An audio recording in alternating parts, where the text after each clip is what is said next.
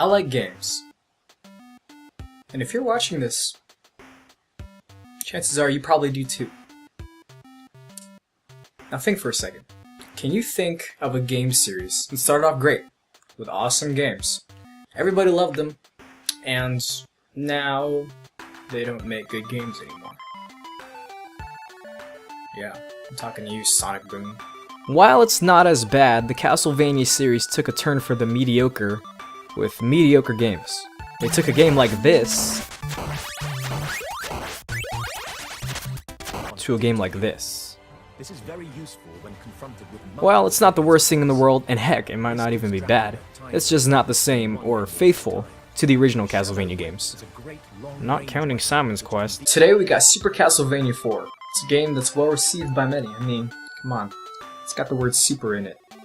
They didn't have that in the prequels. So let's check it out. First impressions are great. Great graphics, great music, great gameplay, great everything so far.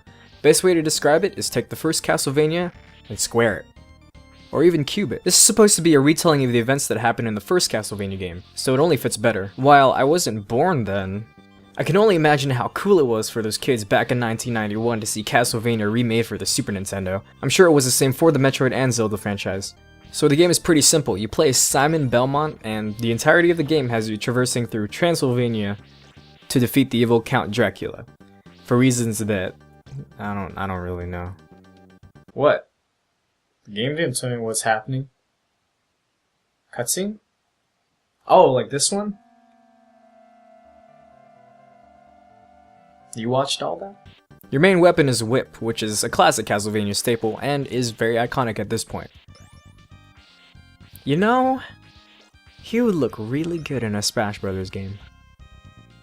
Too bad that's not gonna happen. But a boy can dream, right? But what's cool about this game is that it feels great. In contrast to the old game where you could only crap your whip in one direction, you can do it in all directions.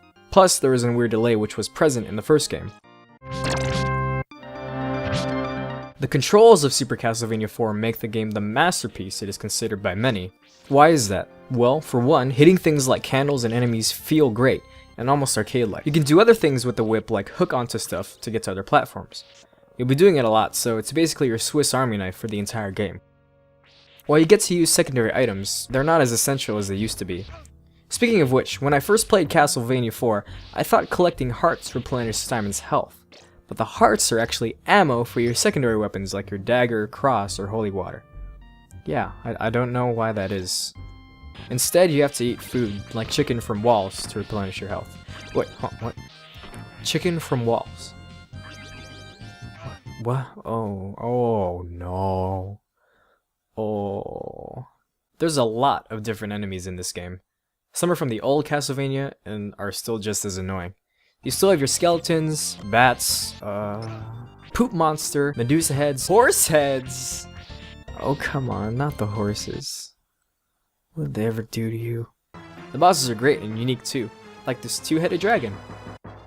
Or a skull with a... What is that? Is this tongue? Oh, and this guy is riding a skeleton thing. That's a horse. No, horses don't do that with their necks. Or do they? The enemies in conjunction with the level design makes the game fairly challenging, but also really interesting and fun. In the later levels, the graphical limits of the Super Nintendo system are pushed, so much so that it causes some crazy slowdown. Look at this is 3D? Yeah, it's 3D, yeah. And the layers, too. Huge chandeliers. Whoa. That's the Super Nintendo. What does Genesis have on this? Was it turbo boosting? I don't know. I don't have a Genesis. Cause I don't need one. I got the Super Nintendo. Now I grew up playing systems like N64 and PlayStation. But the visuals here did impress me quite a bit. I like to sing praises about this game, but let's talk about possible negative. Now when I say the game is challenging, it's challenging. I've died so many times due to simple errors, and I got punished for it quite a bit. The game starts to get extremely tedious at about stage 3 and stage 4. In fact, stage 3 was where I would end up quitting the game a lot of the time. I will say, for all you seasoned Super Castlevania 4 players out there, yeah dude, I get it. A game has to kick your butt in order for you to get better. But for the newcomer though, this is where the game may or may not make you want to quit. So you get to stage 3, and you start off in this cave fighting the poop monsters. Okay, it's all good. It's pretty easy. Then the next screen has more verticality than what you're used to in the first 2 stages. Okay, no problem. Just go up, right? Just ascending. So remember the hookshot thing that I told you about that you can use with your whip? Yeah, that thing. Well, in this stage, you do a lot of it, plus the platforming. A lot of jumping, you know, dodging. What is this? This mechanic, in combination with the enemy placement and amount of pitfalls, can be very, very annoying.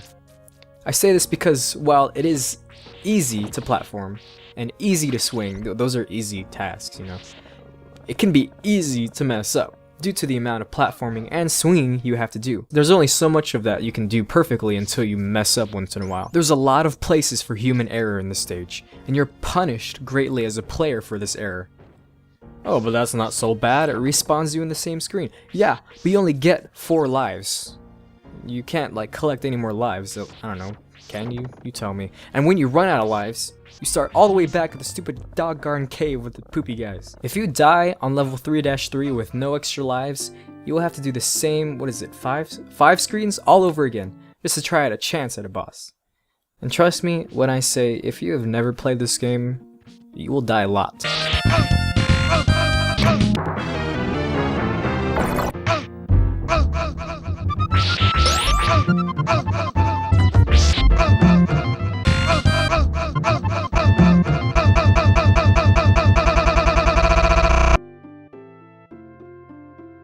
Now I know what some of you guys are thinking.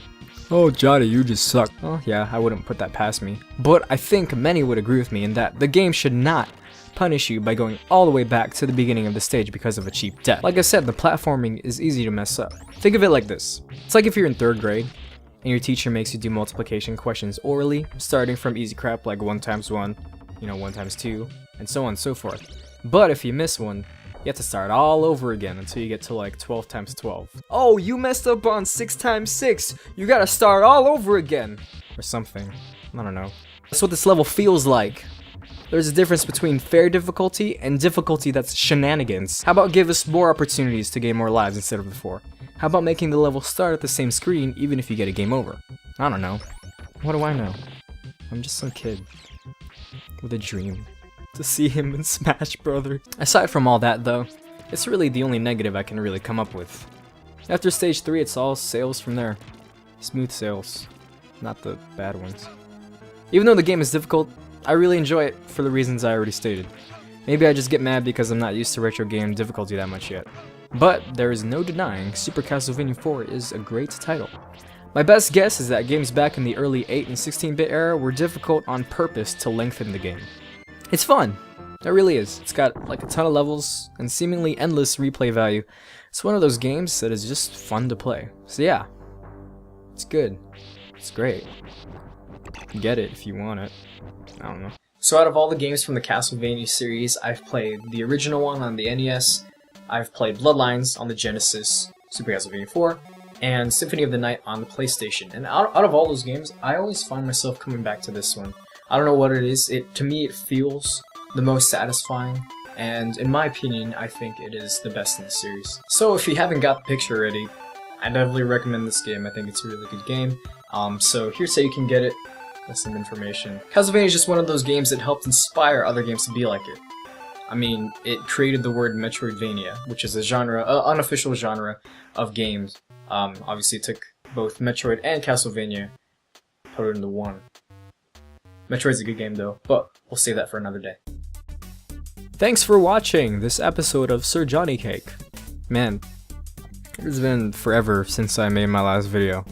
Remember the one with Sonic Adventure? Yeah. That was, yeah, I don't know. If you liked the video, like it.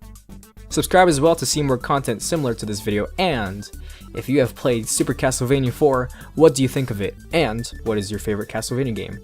Let me know in the comments. Or not. I don't know. You can tell me if you want. Yeah. If you want to know what I know, you just gotta watch the video. I don't know. What are you still doing here? Go watch something else. I don't know. What are you still doing there? Get out!